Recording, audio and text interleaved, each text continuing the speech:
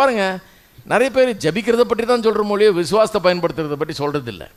நிறைய விசுவாசிகளை பாருங்கள், நீங்கள் எத்தனை மணி நேரம் ஜெபம் பண்ணுறீங்க பிரதர்?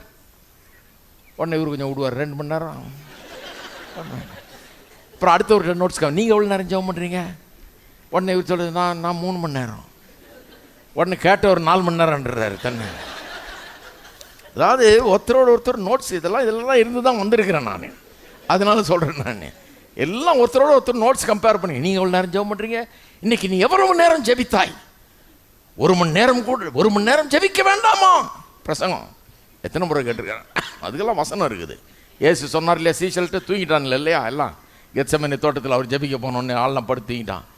வந்து எழுப்புறா, 1 மணி நேரம் கூட விழித்திருக்க மாட்டீங்களா என்னோடன்றார். அதை வச்சு நடக்கும் பாருங்கள். 1 மணி நேரம் கூட நீ ஜெபம் பண்ண மாட்டியா பாவியே? நீ எப்படி ஆசீர்வதிக்கப்படுவே?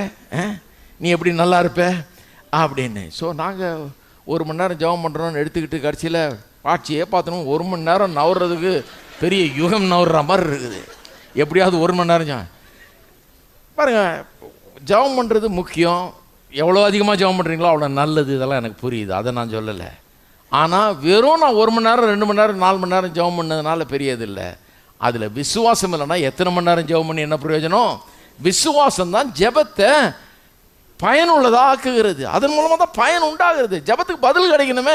பதில் எப்படி கிடைக்கிறது? விசுவாசம் உள்ள ஜெபத்துக்கு தான் பதில் கிடைக்கும். அதனால தான் சொல்கிறாரு, மலையை பார்த்து சொன்னால் கூட நடந்துடும், போயிடும். ஆதலால் நீங்கள் ஜெபம் பண்ணும்போது எவைகளை கேட்டுக்கொள்கிறீர்களோ அவைகளை பெற்றுக்கொள்வோம் என்று விசுவாசிங்கள், அப்பொழுது அவைகள் உங்களுக்கு உண்டாகாது. 24ஆம் வசனம். அதோட கதை முடியல, நம்ம அதோட முடிச்சிடறோம் நிறைய நேரத்தில். ஆனால் அதோடு முடியல. அதுக்கு அடுத்த வசனத்தை பாருங்கள், தொடருது. நீங்கள் நின்று ஜெபம் பண்ணும்போது, இப்போ அது ஜெபத்திலேருந்து அப்படியே டேக் ஆஃப் ஆகிறாரு.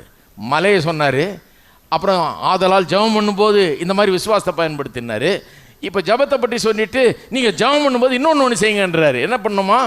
ஜெபம் பண்ணும்போது ஒருவன் பேரில் உங்களுக்கு யாதொரு குறை உண்டாயிருக்குமானால் பரலோகத்தில் உங்கள் பிதா இருக்கிற உங்கள் பிதா உங்களுக்கு தப்பிதங்களை மன்னிக்கிறது போல அந்த குறை அவனுக்கு மன்னியுங்கள். நீங்கள் மன்னியாதிருப்பீர்களானால் பரலோகத்தில் உங்கள் பிதா உங்கள் தப்பிதங்களை மன்னியாதிருப்பார். சுருக்கமாக என்ன சொல்ல வர்றாரு?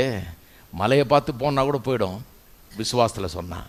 சந்தேகப்படாமல் விசுவாசத்தில் சொன்னான். ஆகவே ஜெபம் பண்ணும்போது அந்த விதமான விசுவாசத்தோடு ஜெபம் பண்ணுங்க. அப்போ நீங்கள் கேட்டதெல்லாம் பெற்றுக்கொள்ளலாம். ஆனால் ஒன்று, ஜெபம் பண்ணும்போது ஞாபகம் வச்சுங்க, யார் மேலேயாவது குறை இருந்தால் பரலோக பிதா உங்களை மன்னிக்கிறது போல் நீங்களும் அவங்கள மன்னித்துருங்க. இல்லைன்னா நீ எத்தனை மணி நேரம் ஜெபம் பண்ணாலும் ஒன்றும் பிரயோஜனம் கிடையாது. மலையை பெயர்க்கிற விசுவாசத்தை உள்ளவனாக இருந்தாலும் ஒன்றும் பிரயோஜனப்படவே படாது. அப்படி